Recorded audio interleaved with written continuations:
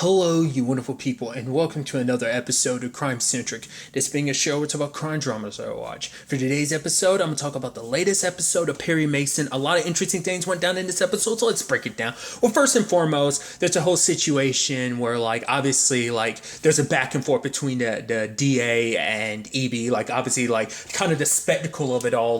Both of them making statements to all the newspapers and stuff like that. And so it's just them kind of calling each other out, being like, oh, this is what it is. Obviously, everything kind of pointed towards it being Matthew, but now it's like, oh, everything's pointing towards it being, Emily. And now, that being a complicated situation because obviously EB being like, oh, there's no way she could have done it and all of this. She was a good mother, a good wife. And obviously when the time came, it's like EB's talking to her in jail and saying, when it's all said and done, you need to kind of be a united front. To make it look better in court, you need to kind of be hand in hand. But George kind of goes off on, Matthew goes off on Emily. He's like, did you sleep with him in our bed? And she's like, no. And he was like, in his bed? And she was like, no, it wasn't like that, which I'm assuming... The way, I don't know whether, I kind of interpret that immediately as oh, it wasn't sexual, it was emotional because he was there for her when her husband wasn't. I think, having an affair doesn't always have to just be about sex. There can be just emotional aspects to it. So she obviously was getting some part of her fulfilled that she wasn't able to get in her own marriage, regardless. And he's kind of painting in the picture, you slept with this guy, you being with this guy is responsible, you are basically responsible for killing, our child. And that was the most messed up thing, considering everything is going down, for you to be on her case about everything, being like, oh, this is your fault, this is your fault, your fault, your fault, your fault. And that kind of makes her break down. And because of that, who knows how things would have been in the courtroom if things had went a little differently. I should also note, I thought it was kind of interesting, the actor who plays the judge in this episode played Dr. Leakey on Orphan Black, which obviously, if you're unaware, Tatiana Maslany, she played multiple roles in Orphan Black. So I just thought that was kind of cool. Obviously, they're not in the same scene together, but I just thought that was just kind of interesting. Hey, just the correlation. And speaking of, Tatiana, obviously with her character Alice, I thought was interesting, the little back and forth between her and Perry, because it's oh, George, he worked here, he, whatever holes we needed to fill in, he's like, oh, I thought the only hole he was filling was Emily's, and everyone else in the room was like, oh, and then Alice was the only one that was smiling. She kind of found it a little funny.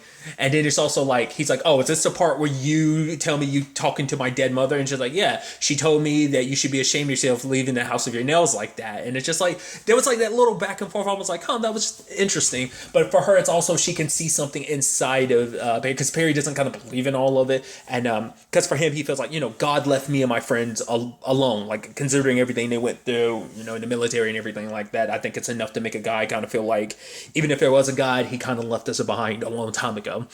But for her, it's I get it. She's she can see a sadness in him and saying that God isn't there, whether you realize it or not, whether you hear him or not. I just thought that was kind of an interesting angle that I'm curious to kind of see where that kind of go. Because it's just every so often, it's just last episode and this episode, just the looks between them. I'm that seems like that's going to be building towards something. What necessarily, I don't know. And speaking of, what I also thought was interesting about this, circling back to the whole Emily situation, when it got in court, she says it lowly. She says, guilty. And then everyone else is like, what? She says guilty. She killed her child. And then EB was like, you need to say you're not guilty. She's like, not guilty. Because that's what I mean. If her husband, if Matthew hadn't said what he said, would things have played out that way? Would Emily have been in that mindset? But it's because of all that, she's already in a bad enough condition. Your child is gone, your only child is gone, and now you're being a suspect in it, and now your own husband, because basically all her dirty laundry is being aired, her affair and all that, and literally everyone and their mother is calling her a whore. The fact of the matter is, it's you killed your own child, you're to literally have the entire world on top of you, calling you names, telling you how terrible you are, it's enough to break you down. And then also have the one person who's supposed to be in this with you be like, nah, you're responsible for our kid's death. It's and obviously, you could tell it was, especially because Dilla kept looking at him, you can tell Perry felt guilty about it, because he's this isn't where he wanted it. Granted, it's yeah, we had an obligation to turn those letters in, but Dilla's the fact of the matter is, you're saying all this stuff because she lied, right? What about Matthew? He lied about stuff too, but no one's calling him out. Like, he's not the one getting chastised the way Emily is. You know, she's not, just because she had an affair and stuff like that, because she fell in love with someone else, like, she's being called all these nasty things. And it's like, it sucks though. Once again, I think, you know, it's the times, but at the same time, like I said, I'm sure you can look at a deeper commentary on that in itself, of just kind of like how, I mean, that can be, sadly, you can make the argument that's kind of a reflection of the day. It's like, so, and that was just kind of, a sad situation. I mean, especially because it's just like being basically attacked on all sides by men, by women, by cops. Like, everyone has their opinion on who she is. And most of those opinions are, you're a terrible human being. You killed your child. You're a whore. Like, all that, of course, is going to take, like I said, take its toll on you when you're in not a very mentally vulnerable state. So it's just like, you kind of feel so bad for Emily in this case, And obviously Perry, he kind of makes it seem like, no, it is what it is, but you can tell it does weigh on him, because it's like, I am guilty for like turning this in, because that's what I was wondering about. It does seem like you're going super hard after Emily. That's why I was like, you didn't go after George necessarily. Not George, I keep saying George. You didn't go after Matthew as hard as you did, but it's like, for whatever reason, is it because she had an affair? Like, is that like something that broke down between him and his ex? So maybe, once again, I think he's bringing his own baggage into that. I mean, I would assume so. Maybe that's kind of what incites him to, obviously be a part of this case and everything. But it's still like, why does it seem like because it seems like the only person that really has her back is Dilla, but at the same time EB does too. But at the same time, it's also the thing of like, well, EB's kind of got his own part to play in all this, because he's all like, this is his job and everything. But it also seems like EB might be, against the clock, because in his room, like when he was getting ready, he looks down at the sink and there's blood in the sink and he's checking his teeth, and I'm like, oh, is he sick? And then at one point when Dilla's calling his name, he's looking out the window looking at a bird, because I guess like maybe he knows he's sick, or like, I guess his mortality is catching up with him, or whatever the case may be. But like, for the rest of the episode, he's kind of down, because like he's forgetting a lot of stuff. He kind of forgets where he is at certain points when he's talking. He's like, what was I saying? And Dilla had to be there to kind of, and then he's like screaming at Dilla like, oh, because you haven't even listened to me like the last 11 times I've said something to you. And the fact of the matter is, he's short on breath. It's like, it seems like something's definitely wrong there. And part of me wonders, is that why he's so invested in his case? Because he knows Emily's innocent, because he even says it later on, he's like, I know I can save her. And it's like, why are you so indebted? Like, maybe, because the dude he was talking to later was like, oh, like they go digging, they're going to find some skeletons in your closet, which I'm assuming maybe those skeletons have something to do with Emily, like in a sense of like, he failed somebody or did something terrible in the past that he's trying to make up for it now, and maybe his own mortality combined with that and wanting to save Emily because he knows she's not guilty. And it's just like, maybe that's all finally taking its toll on, because like, obviously, like, Perry's trying to bring up all the information him and his, partner, Pete, had found about the whole situation, about because obviously, like, he ends up finding out about Officer Drake, because it's like, okay, like, this report, it's just, I got some questions about it. Drake's not willing to answer. One of the dirty cops finds out Drake. He's like, oh, like, were you talking to Mason? He's like, yeah, he came to me, but I didn't say nothing to him. Good. I mean, your wife, oh, she's pregnant, huh? 4 months, touching her stomach and everything. Let me get this fruit for you. No, it's good. Nah, it's unnecessary. Who cares? Yeah, here, take care of yourselves. He's reluctant. And I thought it was kind of interesting, because later on he beats the shit out of, like, Perry. I mean, granted, doesn't beat the shit out of him, but beats him up.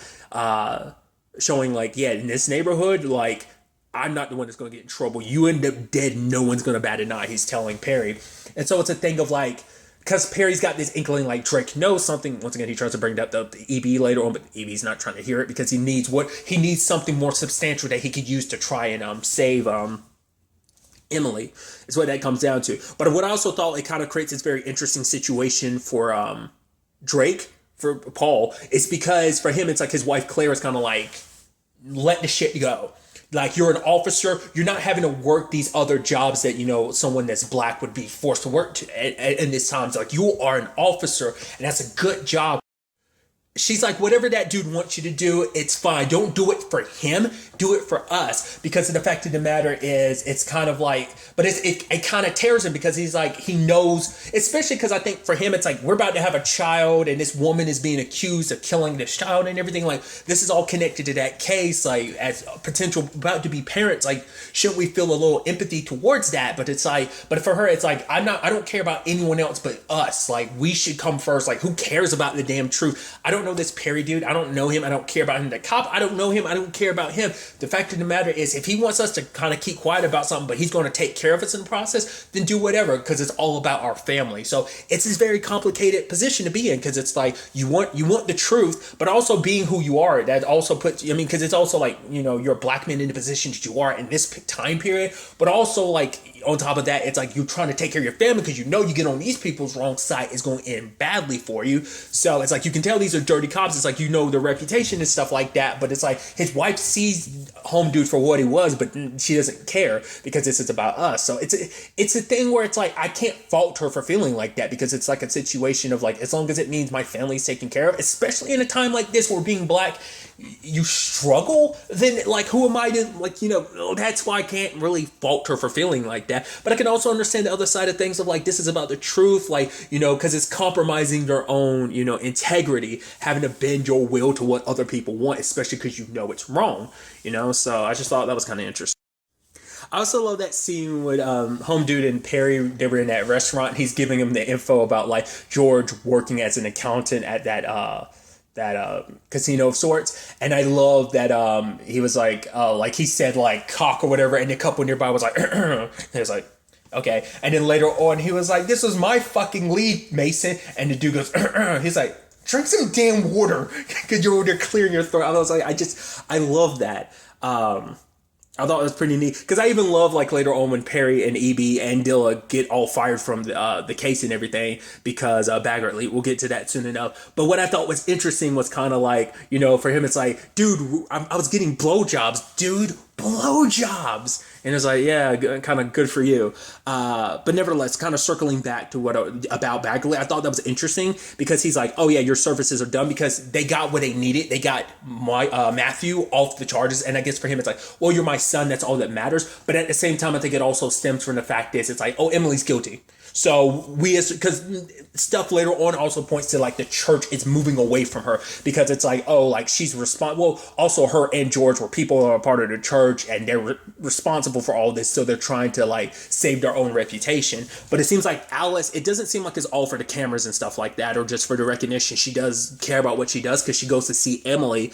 And so Emily's still feeling guilty, but Alice is the one that's like, did you kill your son? Did you, sew his eyes open? No. So you are no more responsible for your child dying than me. Because like Alice kind of seems like she understands where, you know, Emily comes from. It's like, what did you do wrong? You fell in love? She's like, there are plenty, basically there are plenty of women out there like you who have their own Georges. And even she kind of talks about it. And I'm like, I'm wondering what that's all about. Because like Emily was like, no, we're different. Like you had God and you had your mom. And she was like, God is not the easiest like partner to kind of have, because you get lonely. But then she's like, mom was always there. And I think it's just kind of a thing of like, I read that as kind of like mom was always there, so I never really had a chance to just live my life, because I always kind of had to go with mom being like, nope, no, this is what you're supposed to do. Nope, this is what you're supposed to do. That's kind of the feeling I kind of got from it. So I think that's what that line meant, where it's like, yeah, you know. So I just thought that was kind of interesting. And sadly, because they ended up getting fired, Dilla ends up showing up later on, and she's like, oh yeah, I'm here to see Emily. And then she looks and sees the lady that's supposed to be protecting. She's like, why the hell are you here? I was like, oh dude. And like luckily Dilla rushes back there, and the cops are kind of like, you know, and she's like, oh, you're trying to slap a confession out of her? She's like, no, she was hysterical, so you know, we did what we could do. It's like, oh, you pieces of crap.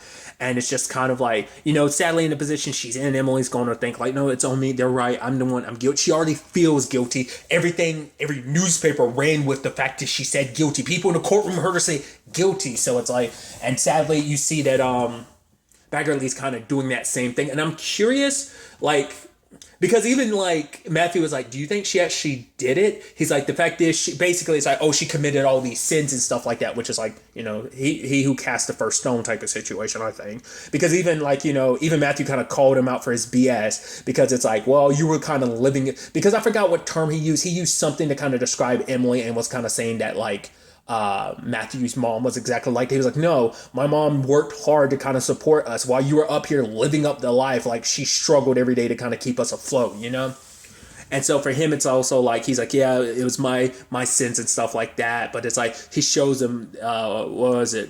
Gerard, he's like, oh, this is going to be like my, or like he's going to build a town, and it's going to be like basically like a religious town. It's like, so I'm like, so I guess that's showing like your ulterior motives to all of this, like, because obviously the church is connected in all this, because because he was working at the that casino, because he went there and was talking about the fact is that Perry talked to Al and was like, yeah, Al was like, I never actually noticed the dude until he quit, because he was like basically speaking, I guess because of the church and everything, he was just kind of like, oh, this is everything that's wrong with this, blah, blah, blah, and kind of, ended up quitting.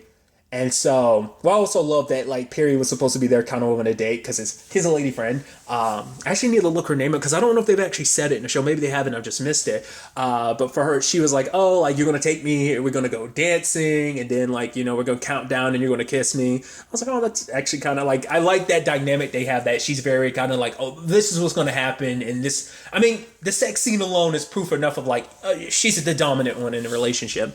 And I love her being like, wait, you're working? He's like, what? No, I was just having here drinks. Yeah. It's like, she's like, you're working? He's like, yeah, I'm sorry. And she's like, and so she's up there gambling and winning a lot. And so I thought that, water fountain scene was so cool. He was like, you could just say that you like me. She's like, where's my, she's basically like, you owe me a kiss, and they get in there and they're kissing and stuff like that. I was like, I like the dynamic, the little bit we've been getting with that relationship of theirs. I really like it. I really want to kind of dive deeper into it. It's just like, because like, she constantly jokes about the fact of the matter is, I've got enough money to buy that, basically your family farm. But he was like, oh, basically, and it was interesting because he said like, basically for the past six of the past 7 presidents came there just to get some of like, I think their dairy or something like that, just because it was that damn good. So I just thought that was kind of interesting.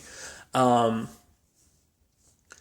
nevertheless, with all of that, I also thought was kind of interesting because like they went to go see the body in the morgue dude. I love that he's like, oh yeah, there's this guy he kept bringing up this dude dressing up like a cherub situation, and he never got the chance to tell the whole story. And I love that at the end of it, he's like, they never would have caught him if it wasn't for the mayonnaise. I'm like, what the fuck is that story? I need to know what that story is. They would never caught him with that mayonnaise.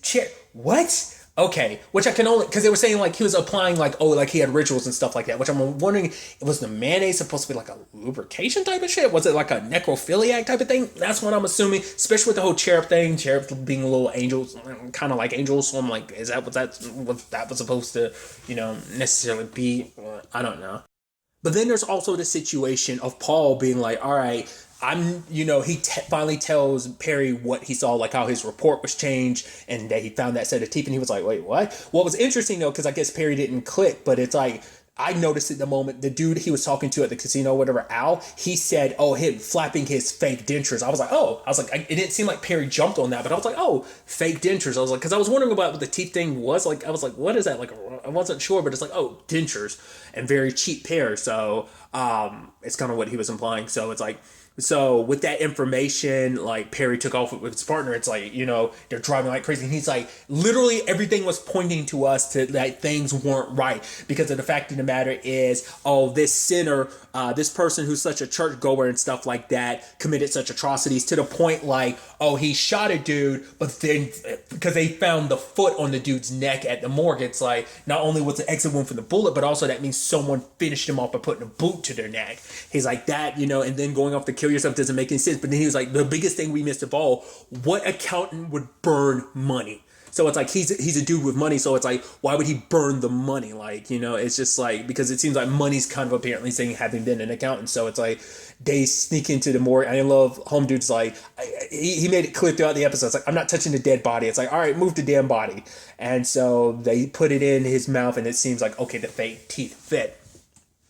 So there's that. There's also the interesting situation about Sister Alice, because for her, it's like, her mom is like, okay, we need to distance ourselves from her. But like, obviously for her, it's like, I don't believe she did it. But her mom is like, yeah, she's guilty of all these sins and stuff like that. She's like, Mom, I'm not trying to push it on you, or during my sermon, I'm not going to push it on anyone else to believe it. This is just my thought, you know?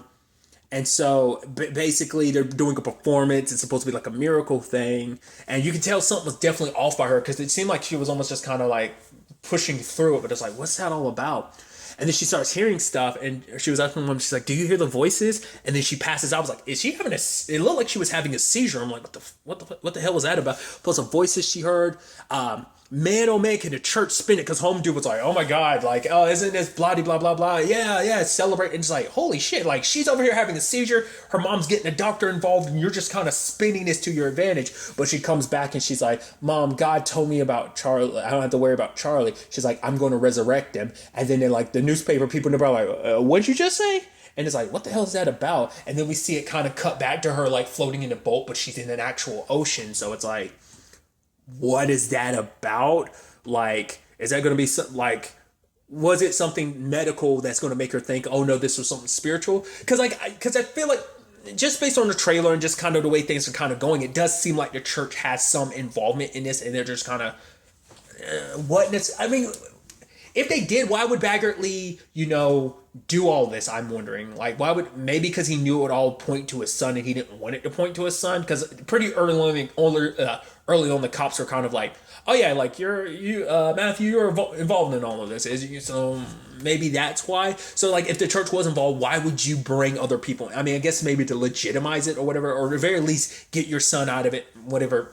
Emily, who cares? Because she's not your son. Because he's religious now, so for him it's like, I gotta, I've found Christ and I need to make up for my past sin. So he can't let this son that's come into his life, especially this son that's found the light, I can't let him fall into darkness, because there's no way he did it. It's like, yeah, you want to believe he wouldn't do it, but no shape. Once again, no one's willing to give Emily the benefit of the doubt. Hell, she's not even willing to give herself the benefit of the doubt, which is kind of very heartbreaking in the situation. But nevertheless, the episode brought up some very interesting stuff. I'm curious in the long run to see where all of this ends up taking us going forward into the next episode. But really, that's all I want to talk about. Till the next time we meet, be happy, be safe, live life to the fullest, and enjoy it. Good day, and goodbye.